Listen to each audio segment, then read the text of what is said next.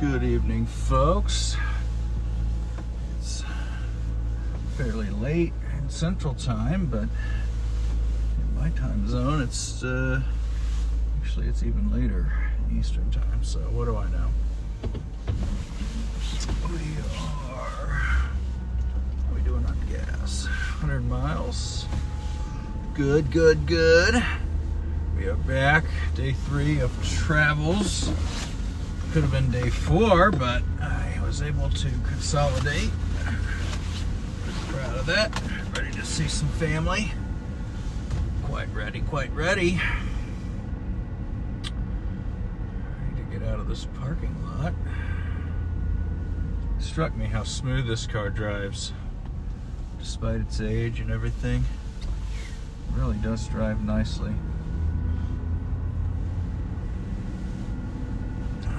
Let's get out of here.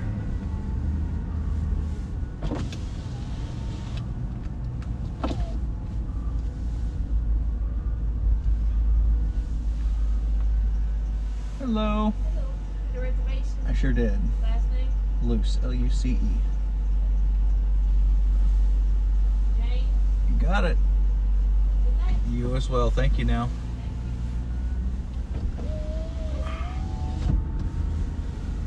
Okay, we are off. We still have a stick lodged in the hood. So, what can we talk about from this last trip? Well, I went to New York City, and I really tried to. In my last trip, I was sick of it, but this time I wasn't sick of it. I sort of leaned into it. I tried to really make the most of it. Said, you know, how can I try something new, experience things a little bit. I didn't drink any alcohol the whole time, so I could sort of perceive and sniff and observe and take it all in. I think I learned a few things. I'm getting more natural with the subway. Of course, you can use your credit card on the subway to get in, to unlock the turnstile, but you have to take your wallet out in public. So one of my tricks is to put the credit card I plan to use in the opposite back pocket from my wallet. So I just pull out the card, smack it down, put it back in my pocket. Then when I have a private moment or I feel comfortable, I pull out my wallet, return the card to the card slot, and we're done. That was one little trick. The other thing I noticed was that uptown, downtown, not every signage includes that. So I started to get on the wrong train once, but I caught myself and I went ahead and went to the other side of the tracks, realizing I was in the wrong. You know, if you don't see, let's say you want to go uptown, but there is no sign for uptown. It just says, you know, Queens or whatever, because it's an east-west line train. It's not going to say uptown. But the other one will say downtown. So if you see one, you know the other takes you the other way. Another little trick I learned. Another thing I did that was different and new is I decided to rent a bike. The traditional way to rent a bike is you go to a bike shop and rent a bike. I didn't do that. Instead, I decided to use the many city bike rental docks that are all over the place. How did that go? Well, it was brand new to me, and I was uncomfortable. Right? So when you feel that, that's a sign to press forward, figure it. So I did. I started by, I obviously figured out it's going to be an app. Turns out it's owned by Lyft, L-Y-F-T, the Uber competitor, you know, rideshare type thing. Well, this is a bike share type thing. So they have an app. It tells you where all the bikes are, how many e-bikes they have, how many standard bikes they have, open docks they have at each area. You have to return the bike to an empty dock in order to stop the meter. It's not exactly cheap. It's not as cheap as I was expecting. It was kind of pricey. It's $5 to unlock the bike, or about $4 and change. Plus 30 cents every minute you ride the bike. Actually, I take that back. It's not every minute you ride the bike. It's every minute that bike's not put back in a dock securely. Alright? So I wanted to ride for an hour or two. And I thought, I'm going to spend a lot of money on this. Probably the same as I would to rent a proper bike from a bike shop. But I was willing to do it. I was excited to be exercising, whatever. It was early in the morning and I woke up, which made me better. Go along the river. It was going to be nice. But as soon as I went to check out, so I download the app, I sign up, get a credit card in there, do all this the night before. Okay? All you have to do is scan the QR code on the bike you want to ride, and it'll unlock it and tell you what your charges will be and so on. Well, as I went to take the bike out, they offered me a day pass for $19. But there seemed to be a catch. It wasn't an all-day pass. I mean, you can ride a bike all day, but you have to return it to a dock within 30 minutes. So you have what they call unlimited 30-minute rides. So on my ride, which was up the Hudson River on a trail, there were no cars or joggers or anything. It was just a pure bike trail. So it was the safest way to do something like that, especially without a helmet. You have to stop for pedestrians on occasion, but other than that, you're crossing the trail. Other than that, you're pretty much on free. But it's kind of a scam because you've got to find a place to dock that bike every 30 minutes, or they're going to start charging you as if you didn't have the day pass. So, early in the morning when I was out, I found a lot of open docks. So I would, try to guess how many minutes. I'd pull out my phone. They run a timer for you, so you know how long you've had the bike. It tells you. So if I was at 21 minutes or 25 minutes, say, okay, I better find a dock ASAP. And there were some within eyeshot of the trail, and so I'd pull off, dock the bike, and then I would unlock the same bike again after I docked it. But you have to make sure it's fully docked.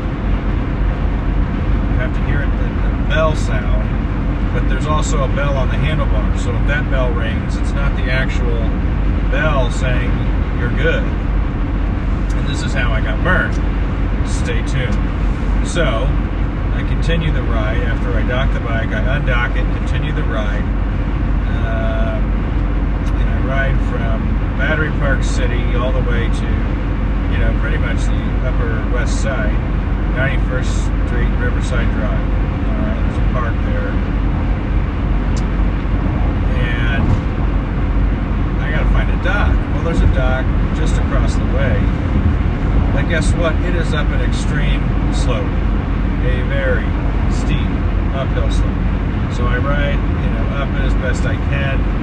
By the time I get near the top, I realize I'm burning out for a lot of reasons. Energy runs out, bonking as you can do in a workout. I'm hitting the wall. So I dock the doggone bike. I sit on a bench, eat a Cliff Bar. That's the nice thing about these bikes, though. They have a basket with a bungee cord on all the bikes. So I took a little satchel bag. I put water, I put a wallet, headphones, a snack, 2 snacks actually, and a raincoat because there was a chance of rain, a hat, all sorts of little stuff like that. Then I wrapped up the bag, and then I put the bungee cord over it in the front of the bike. So felt prepared for anything I needed to do, up to and including throwing in the towel and taking the subway home, right? And so I'm there on the Upper West Side. I sit on my bench. People are walking their dogs. You know, it's still pretty early morning for them. And so it's time to go back. And I know I'm not going to be as efficient going back. I just do. I can tell I'm out of energy. I'm trying to coast more often than I did before. You know, just like my legs just want to stop and rest on the bike and let it roll. It doesn't help that I'm being passed by e-bikes and e-scooters and all this other stuff. Even a Vespa at one point was buzzing down the trail. Highly illegal and dangerous to me, but you know, it all worked out. So I go back. Let's see, my checkpoint before had been 40th Street. The piers at 39th and 40th Street. There was a bike dock. So I go back there, and you know, I make it in time. It was a little tight, but at least it had been a little short the first time. Actually, I think I see one. No. So I keep going. Then I remembered there had been another one in between my origin point and the midpoint. I thought, you know, I'll go ahead and redock there, just in case I really slow down. So I go there, and I ride through the area, and there were no docks. Not a single one. So that gets me to say, oh, well, not only that, but it probably added a minute to my time. So now I'm playing with fire, so to speak. So I keep riding. I'm like, gosh, I gotta get back. So I get to West Street and Chambers, where I originally picked up the bike. Every single dock is full. Crap. So I have to go about another block or two around the corner by the river. I have to go on the sidewalk. You know, school's about to start. It's a mess. It's not where I want to be riding, but I know there's a lot of docks there. I get there, put the bike in the dock, I hear a ding, and I say, woo! And I check my clock, and it just hit 30 minutes.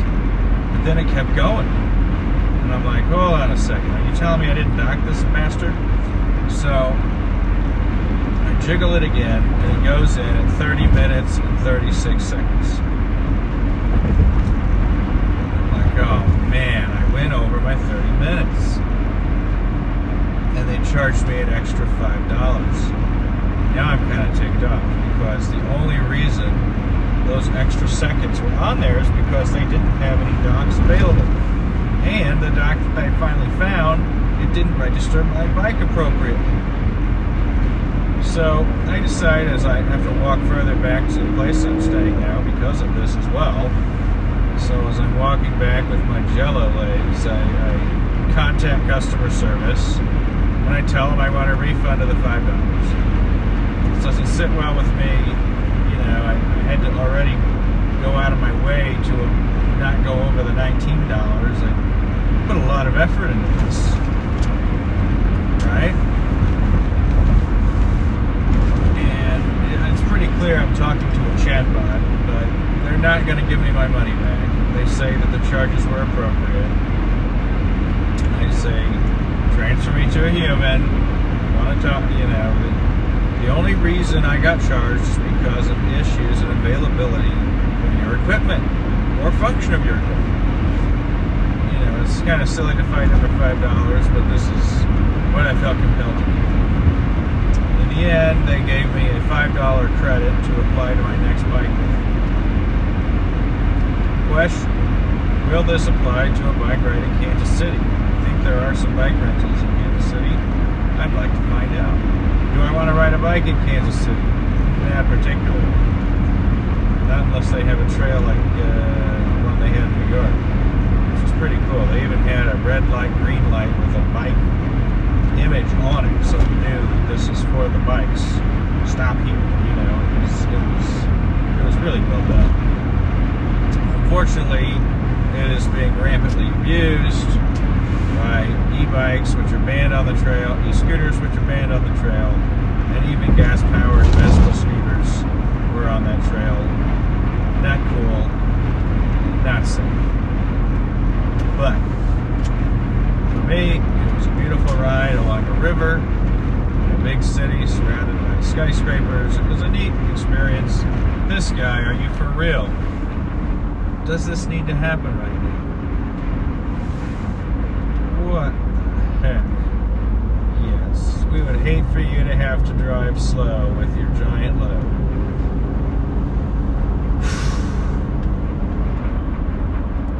Anyways, so, yeah, it was about a 12-mile ride altogether. I'm glad that it was only $25. That's probably a lot less than a bike rental would have been.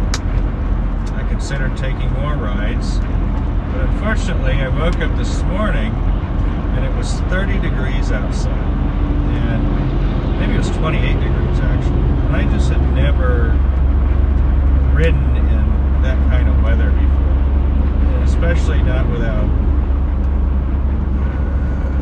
gloves and things. The bike messengers and delivery men had special mittens, even rain-covered mittens that went over the handlebars so they could shift and hold the bike and stay toasty warm.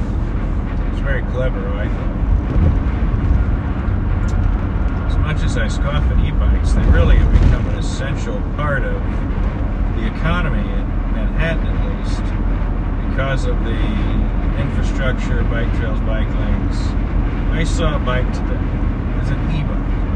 It had a flatbed trailer attached to it. And on the trailer were a series of those large, sort of black with yellow lid storage containers. And there were at least 4 down and 2 across. So 4. So there must have been 16 tubs on this bike trailer. I mean, you could haul countless numbers of grocery orders, deliveries, food deliveries. I mean, you could really be doing a lot of things with a rig like that, assuming that the battery can withstand that kind of weight and the rider. But that was pretty neat to me to see that, even though it's not a way I enjoy exercising, it's not my thing.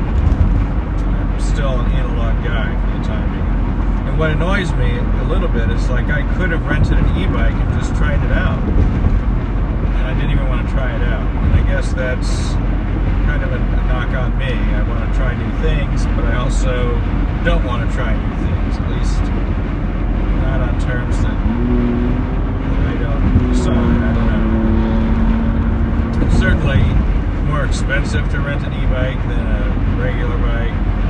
It's just not something I'm into right now. I did notice that the e-bikes have a range listed on a screen.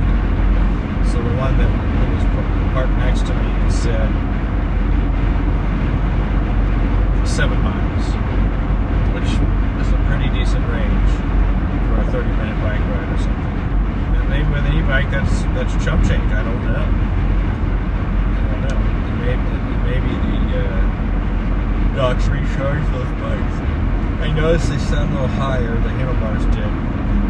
And I would also add that the seats are adjustable.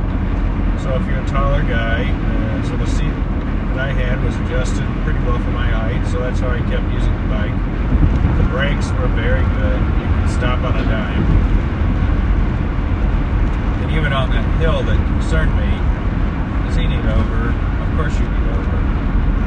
On that hill that concerned me, I rode the brakes going down it, and really was fine. Even though I was nervous, I just rode the brakes going down that hill, and it was no big thing. So that's my story about renting a city bike. There's an app for just New York City. There are scores of these docks. I wouldn't be shocked if there's 600 or 1,000 of these docks throughout the city. Almost everywhere you go. Now, what do you do when the docks are full? I saw a lady today trying to return a bike, and the docks were all full. Especially on a day like today, nobody wants to ride a bike. It's freezing cold, you know. So today I decided I would take a walk instead of a bike ride. Less velocity against the wind, right? I have a windbreaker jacket, so I thought that'd be good enough. And I got really cold.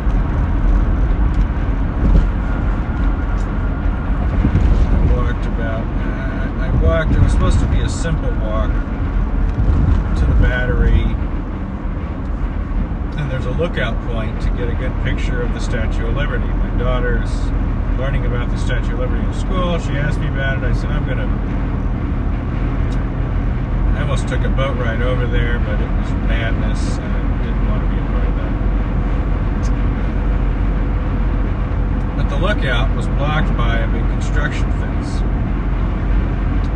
So the pedestrian entrance to the park, I had to walk probably an extra quarter mile, maybe a third of a mile, just to get to the entrance from where I was supposed to go. And then it turns out that lookout point is blocked off. So now I've really wasted a lot of time and I'm freezing. But this guy walks past me with a wheelbarrow, and I see that the construction fence is open because he took his wheelbarrow out to go dump it or whatever. So I go over to the wheelbarrow, or to the fence hole, and you know, you're right on the water. What's through that fence?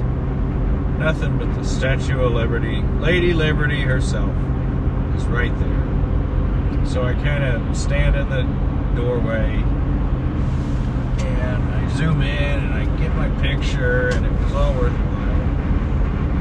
And then I've got to head back, and I'm thinking, okay, not walk along the water. The wind is coming off the water. It's freezing. So I try to go inland a couple blocks.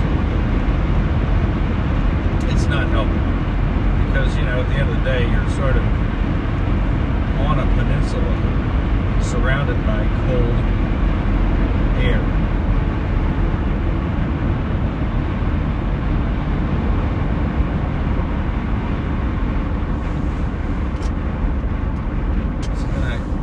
I decided to do my nuclear option, which was look at the subway, and I said, oh gosh, the number 1 train is just a block away. I was never so happy to see that thing, the South Ferry train station. So I turn around, I head back there, I get out of the wind for $2.90. I go up 3 stops, and then I'm only an 8-minute walk from where I'm staying, which is a lot better than the 30 minutes or so it would have taken to get back in the cold. I get back, my nose is running, my thighs are covered in goose flesh, but I'm still sweating on the upper half because and my arms are sweating, you know, that's just how life works, but it's a bad smell. Then I get back, I need to cool off and get my business clothes on and all this. So, I smell something really, really strong. Like brake pads or something. Okay, we're gonna check our gauges. Battery gauge good, fuel gauge good, temperature good. Oil looks like it's a little high. Transmission, unremarkable. This smell cannot be good. Is my heater on? No. Seat warmer's off. Folks, I don't know what's going on here, but I don't like this. I'm going to monitor my oil pressure to see if it continues rising. It looks like it's normal.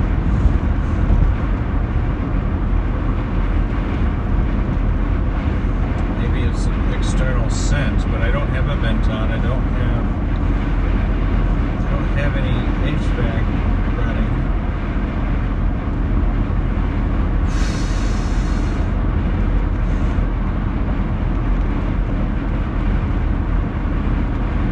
What was that, about 69 south? Roadwork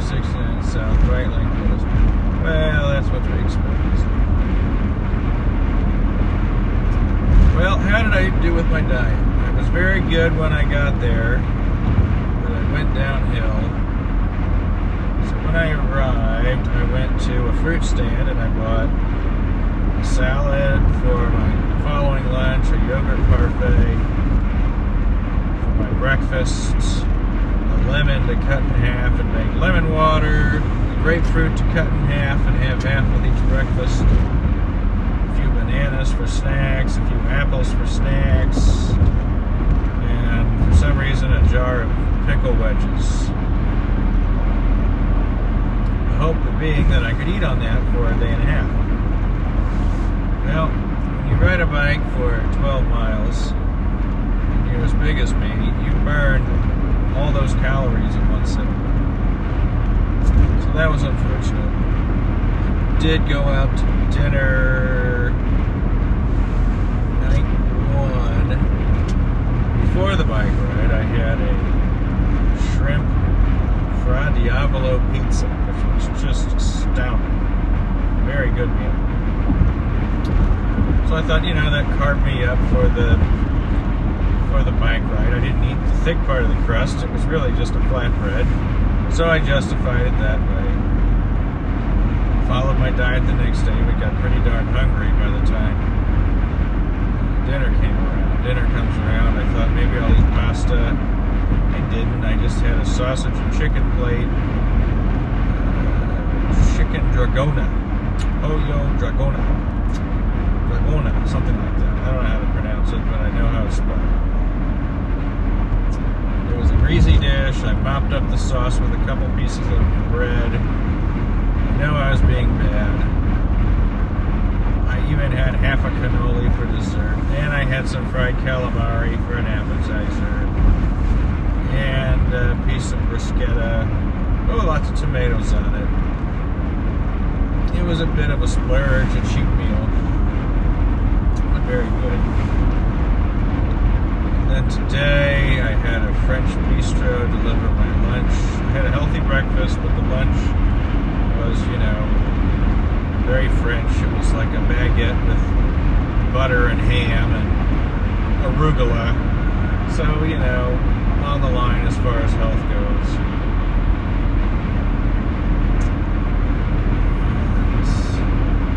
Then I really went out and had a Reuben with fries for my dinner tonight. But it was 4 o'clock. I knew I needed to stay full through 10 o'clock. I thought, this is the way to do it. It was rye bread, so maybe that's a little better. I don't know. You can't be perfect all the time.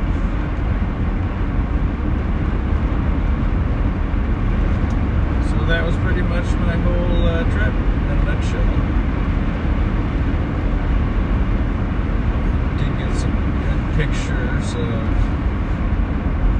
something else I did. I went to Times Square and saw the Harry Potter Cursed Child Theater. My daughter showed interest in this play. Someone told me, that play's like 2 days long. What? So I looked it up. It used to be a 2-day-long play. That's correct. Today, it is a play of about, they've combined the 2 parts together. They've added an intermission, or interval they call it, into each part. And the runtime is in excess of 5 hours. I don't know how I could bring my daughter to watch a play that is 5 hours long.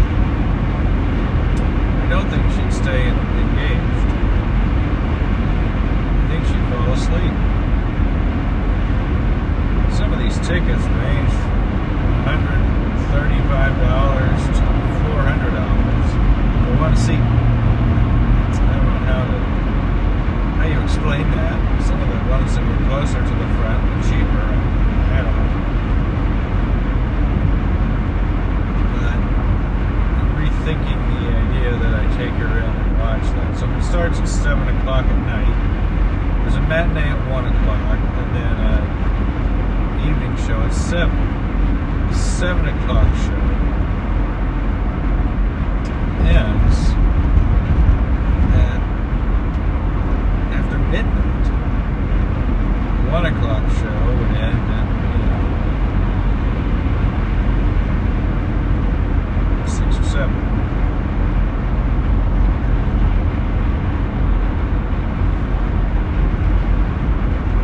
Pretty chaotic place. Times Square. Then it rained. It rained a lot. I had my umbrella, but it was so warm, and I get so warm, especially in that windbreaker, that I didn't wear a jacket. And I got pretty wet.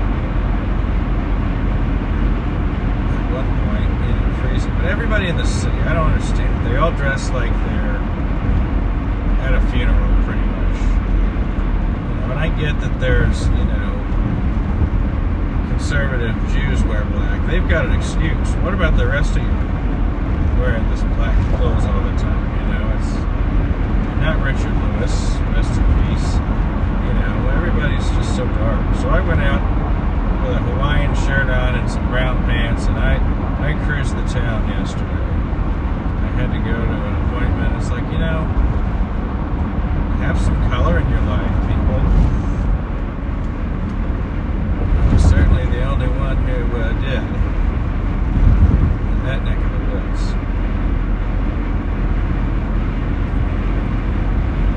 And everybody wears a coat. And I'm thinking, I would be burning up alive in a coat right now. Why are you wearing a coat? I was walking around in short sleeves and I was comfortable. It was fine. As long as I wasn't wet. I saw one other person in short sleeves the whole time. Everybody had on a coat. And even the person I went to dinner with was wearing a coat. He was dying. He had to go to the bathroom and splash cold water on himself. I'm like, yeah, you wore a daggum ski parka, but it's 55 degrees. And you're walking, and it's humid. This is not going to work. Now, the opposite was me, who was shivering and trying to get back up to temperature, but it's better to be a little chilly than not. So today, after my walk, I packed up, I had my quick little lunch delivered, and I went out to Long Island for a meeting. I got to go through Brooklyn, Queens, places I had never been in quite a while. Went across the Brooklyn Bridge, which I thought about doing by bicycle at one point, but it just didn't happen.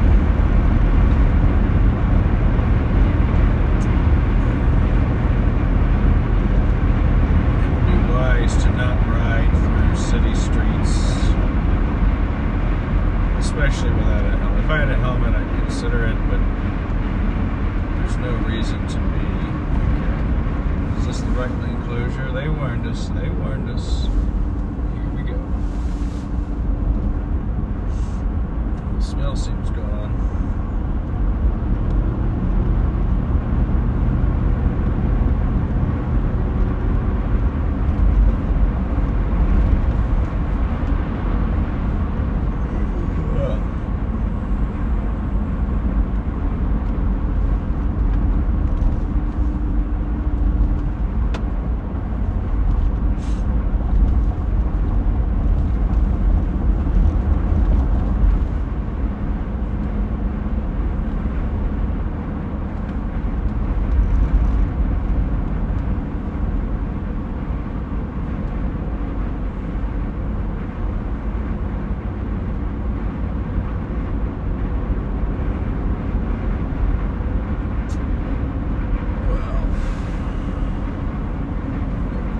Lane, but are they doing anything?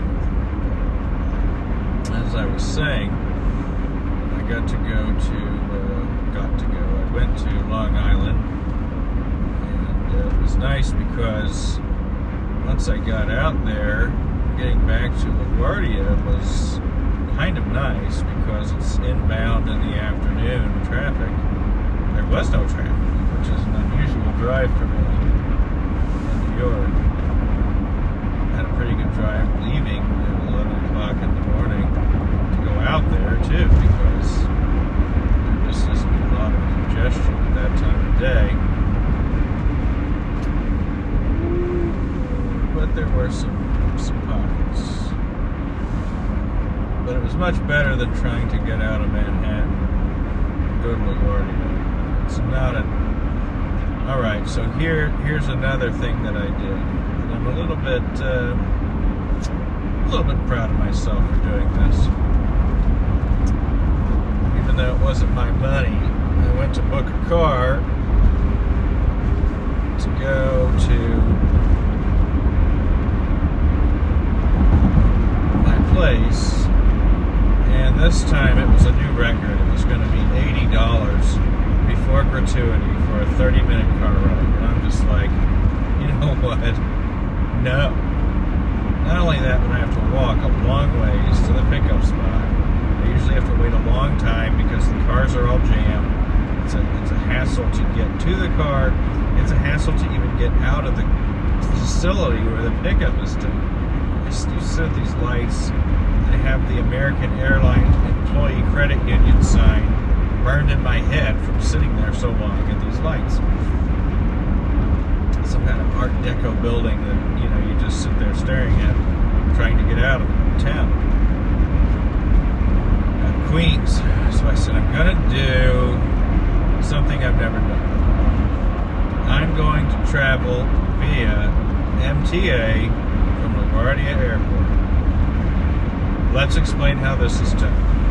If you would like to save $77 plus gratuity, you can make the same trip for $2.90 instead of $80 plus gratuity. Here's how I did it. We follow the signs for ground transportation in buses. And the signage gets a little weird. You just got to trust the process. Just follow the signs for ground transportation. It's a walk, but it's the same as for a bag claim, right? It's actually not as far as for rideshare. And I think you got to go down one more level, maybe. You get down there, and it's buses, right? Different buses that you can get on. But I think it's zone number 2 or something right out the door is the Q70. There's a Q60. You want the Q70. The Q70 is a free bus. I'll say that again. The Q70 is a free bus. It drives you to like Jamaica, okay? It's a huge bus. It's free, and it runs in a loop. And when I got there, it showed up pretty quick. But here's the downside. It showed up coming from the other terminal. So it was full of people with bags. It's an airport bus, right?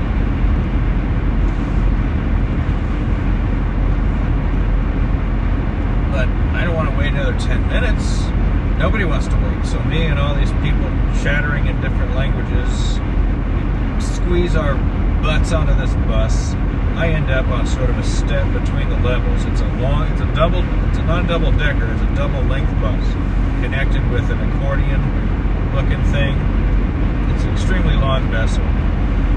And I'm in the second half, and I'm up one stair. And on this little stair, I can fit my bag, and I can hold 2 different rails. There's a guy standing where you're not supposed to stand in the door area. And then there's a guy's knee that's kind of touching my leg. And it's only supposed to be about a 12-minute ride. But I think because the circuit was delayed, there was another bus in front of us trying to get to the loading spot. It took a while.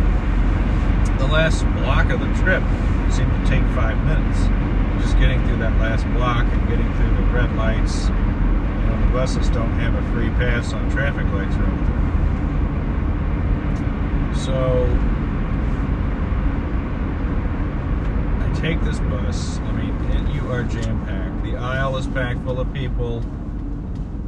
And what struck me is that a lot of the occupants were airport employees. So this is their commute to and from work. Or people interviewing it. People are holding paperwork,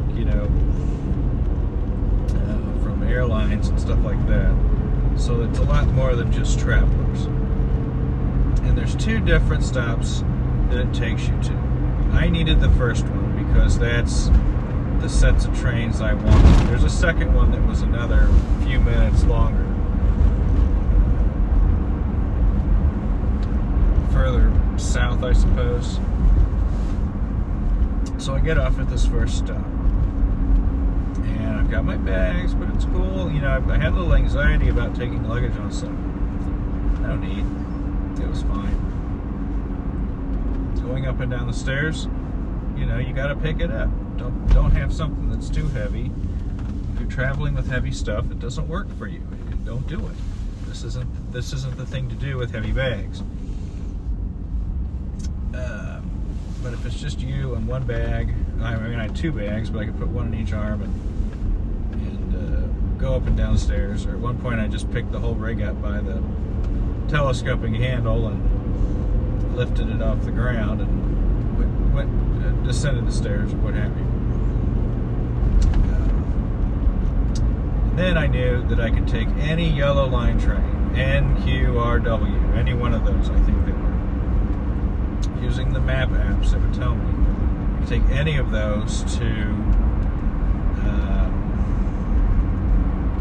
my transfer point, which was, I want to say it was Penn Station, but I could be wrong. But it took me there, and then I transferred to the red lines, 1, 2, 3. I think I took a 3 train, and was it colorful? Yeah. Was there a guy pushing around a walker asking for money, saying he lived on a train? He was younger than me, and I don't think he needed the walker, but it happened. The lights would flicker, and sometimes you were sitting in the dark, and that was creepy. But once I found a seat, that's not the time to stand. I took a seat, and I turned the bag towards my stomach. So people, the zippers on the outside of my bags, they were all facing me. So that there wasn't going to be any chance someone could try to reach in the bag or grab something, It was a defensive posture. I think it was smart. It was a long ride, 30 minutes at least of train time, plus the 8-minute walk, plus the bus time. It's longer than the car ride, but sometimes the traffic is so rotten, this is a good way to go. And I got to my place, and it was really effective. Now, of course, I'm used to living with my suitcases, so it's not unusual for me. It all just, worked itself out. But yeah, that's an option for you if you fly to LaGuardia. You take a bus, and then you can take a train. And you can let the app tell you what to do. I paid one time, and once that you're in the system, don't go through any exits, and you can transfer to the other train. Follow the signs, and be careful, make sure you're going the right direction, and you'll have to go down the stairs to that track, and there you'll be. And here I am. So it's been a longer drive, but we're just about back, and I'm gonna shut my mouth. Everybody